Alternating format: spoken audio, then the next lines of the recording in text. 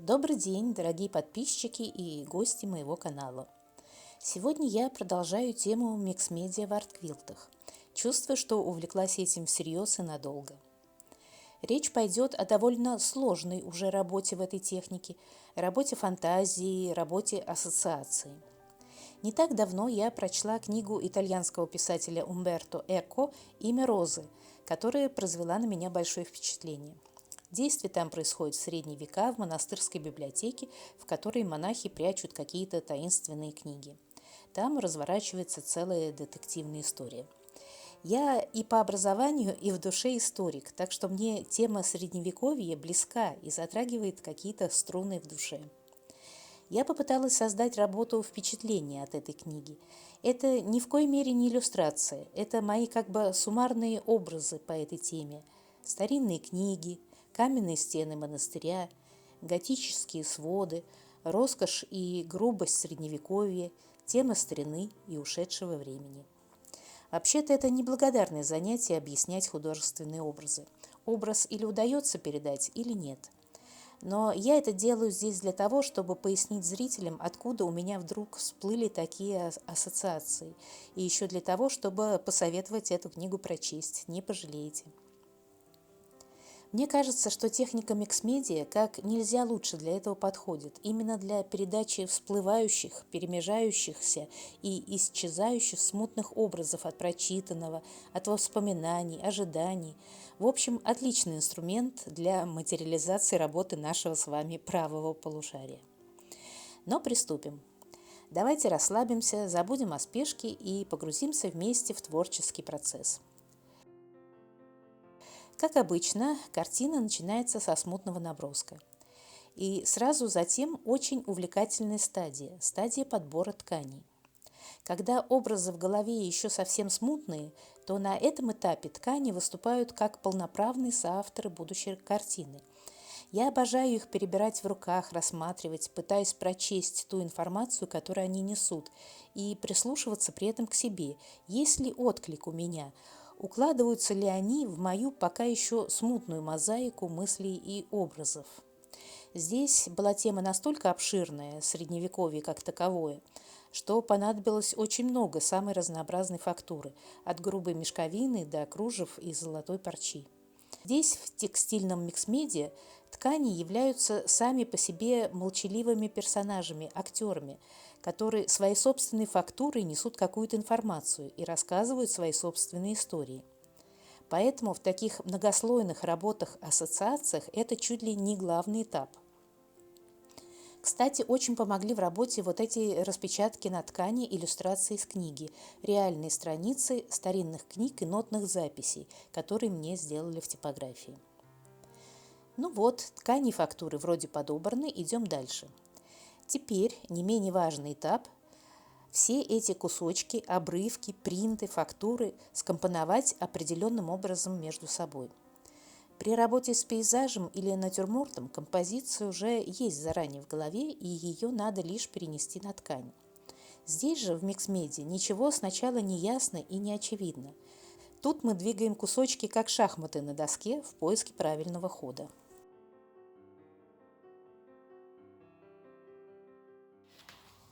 Я какое-то время назад сделала принты, такие плавно переходящие друг в друга, просто на прямоугольных плотных листах ткани. Теперь мне это неожиданно и очень, кстати, пригодилось при работе над этой картиной. Я теперь их кромсаю как хочу и не нарадуюсь.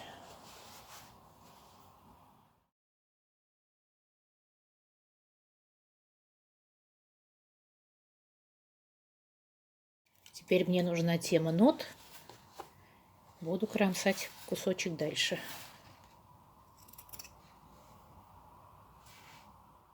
Тут еще важно, как кромсать, чтобы вот такая расплывчатость от принтов, очень красивая, художественная, очень такой хороший прием в микс-медиа, чтобы она сохранялась. Сейчас буду думать. Хочу поделиться с вами таким лайфхаком, когда вот только самая начальная стадия работы, и надо бесконечно что-то втыкать, вытыкать, что-то менять местами. Вот очень удобная панель. Я ее купила в Оби. Это что-то такое вот строительное, какая-то шумоизоляционная панель. Пенопласт, пенопропилен, не знаю, как она называется. Она очень легкая, эта часть от нее отрезана. Она на самом деле раза в 4 больше. Вот, и в нее очень легко втыкаются булавки. Все время можно менять местами, пока это все еще вот в таком черновом варианте. Еще 10 раз будет все изменено. И вот легко очень воткнуть, отойти, посмотреть, поменять. В общем, рекомендую. Вязаную красивую салфетку кромсаю, чтобы использовать как намек на готические витражи.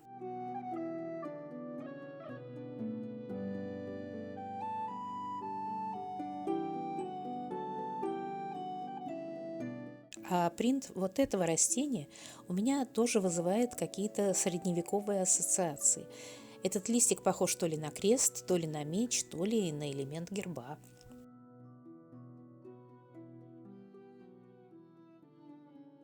Я только начала заниматься микс-медиа и поняла, что самое главное в ней это не шитье, а композиция и первоначальное как бы выстраивание картины. Это бесконечное перекладывание с места на место разных лоскутов, фактур. Ну, вообще, это очень интересное занятие. Но вот уже второй день я только перекладываю кусочки. И это еще только половину не сделала. Нужна тема нот, поскольку это старинные ноты, а это современные. Нужна тема кладки, чтобы она была выровнена вот в таком направлении. И нужна тема холста, поскольку речь идет о грубой старине. И сейчас пытаюсь все это совместить как-то. 100 раз надо примерить, приколоть, отойти, посмотреть, снова вернуться, снова изменить. Какая тема доминирующая, например, ноты или кружево. Кружево не понравилось, решила, что ноты. Моя собака решила, что я сошла с ума и, отчаявшись, ушла на свой лежачок. Так, ну, поскольку у нас это средневековье, камень и холст я добавила, теперь надо добавить немножко роскоши. Кружев.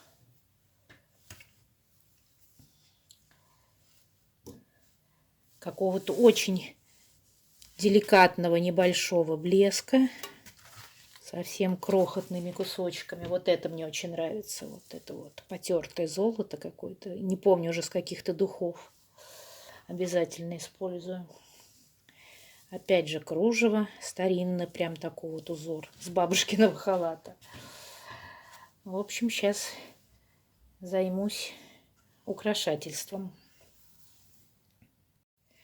Вот с этой стороны блеска очень много, это не пойдет. А вот с этой, если использовать совсем чуть-чуть, такое мерцание, может быть, будет в тему, пока не знаю.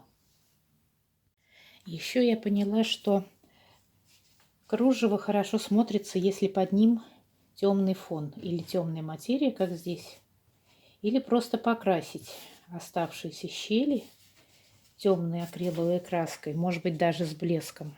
И сверху уже класть кружево, тогда оно наиболее выигрышно будет звучать. Но уже этим, наверное, займусь завтра. Сегодня уже устала. Немного разбавляю темно-серый с едва заметным блеском акриловой краски водой и начинаю закрашивать оставшиеся щели, чтобы сделать их контрастными по цвету и затем закрыть кружевами.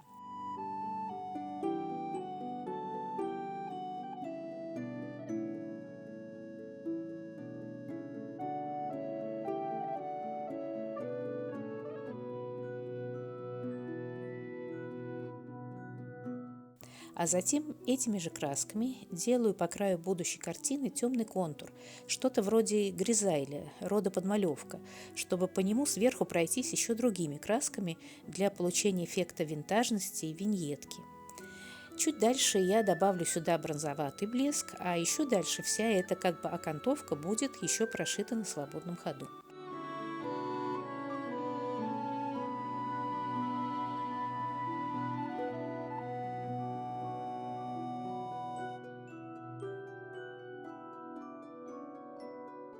Таким же образом подчеркиваю границы, контуры, объемы разных деталей композиции.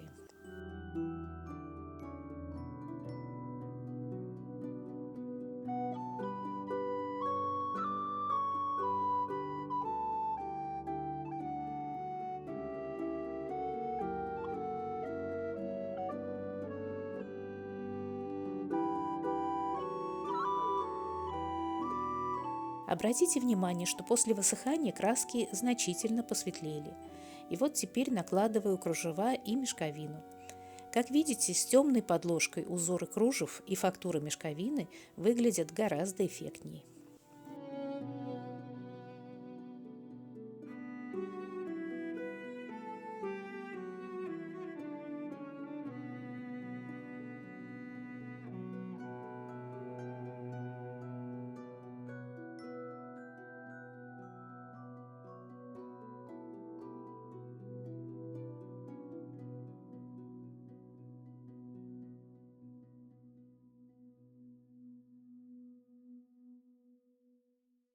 Вот это кружево от очень старого бабушкиного советского халата.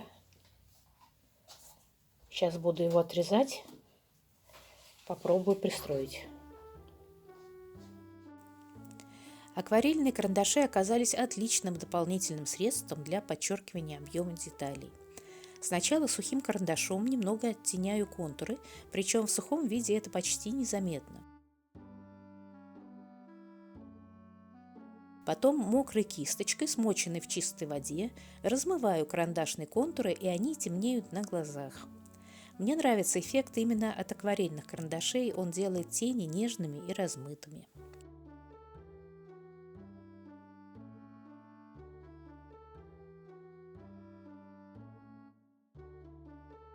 Таким же образом оттеняю акриловые принты, и они делаются более заметными.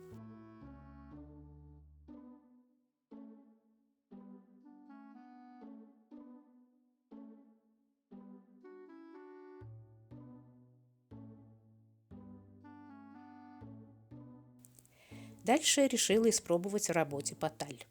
Мне захотелось создать эффект старинной, полустершейся, лишь кое-где мерцающей позолоты. И именно Потали, довольно сильно облезающей ткани и остающейся лишь фрагментами, я отвела эту роль. Знаю, что для нее существует специальный клей, но в порыве вдохновения мне неохота было бежать за ним в магазин, и я прекрасно обошлась своим любимым клеем для флизелиновых обоев. Ссылка на ролик про этот клей и про текстильный коллаж вообще для новых зрителей внизу в описании под этим видео. Поталь отлично вошла в волокна мешковины, получился такой странный и красивый эффект.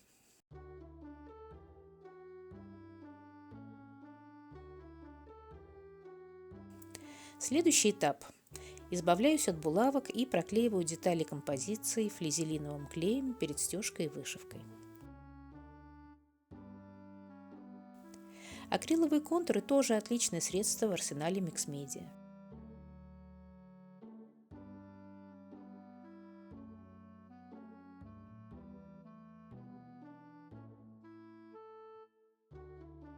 Для того, чтобы линии блеска и цвет контура были не слишком резкие, тут же размываю их тонкой кисточкой.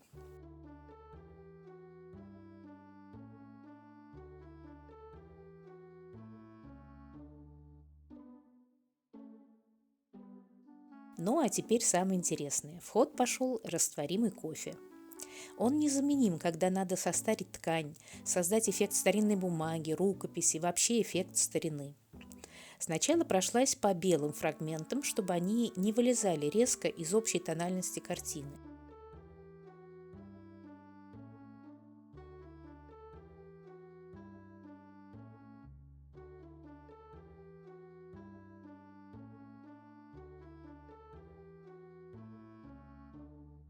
Затем увидела, что с помощью кофе можно отлично подчеркнуть объемы, как и акварельными карандашами.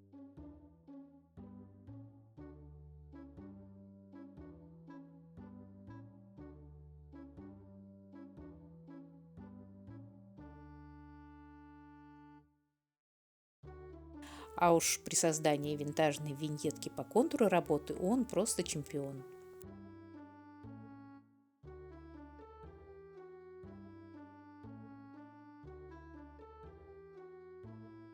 Ну и под конец этого этапа работы я добавила кое-где снова белые акценты акрилом, но теперь, как мне кажется, они приобрели объем и глубину благодаря кофейной подложке.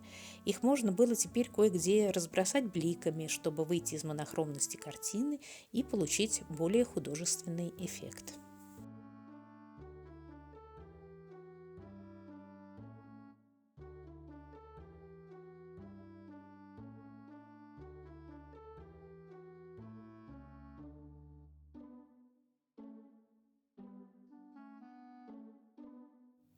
Ну а окончание работы над этой картиной, процесс вышивки, я планирую вам показать в следующем ролике, поскольку, как мы с вами уже неоднократно соглашались в комментариях, лучше сделать 2 или 3 ролика поменьше, но зато более подробных, более детальных, без спешки. В прошлом ролике я говорила, что беру небольшой отпуск в связи с тем, что к нам с мужем прилетает дочка из Тбилиси, которая там живет и работает. Мы с ней не виделись аж целых 2 года из-за ковидных пограничных проблем. Но вот дочка прилетала, мы чудесно отдохнули на даче. Я с удовольствием вспоминаю эти 2 недели. Дочку проводили, наступил сентябрь, и я снова приступаю к работе. В голове много творческих мыслей, планов, идей. Так что планирую выпускать ролики в прежнем темпе. И хочу еще раз поблагодарить вас от души за ваше теплое внимание, за чудесные комментарии, за лайки. И, кстати, если вам понравилось это видео, то тоже не забудьте поставить лайк, потому что это важно для алгоритмов YouTube. Еще раз спасибо, до скорой встречи, пока!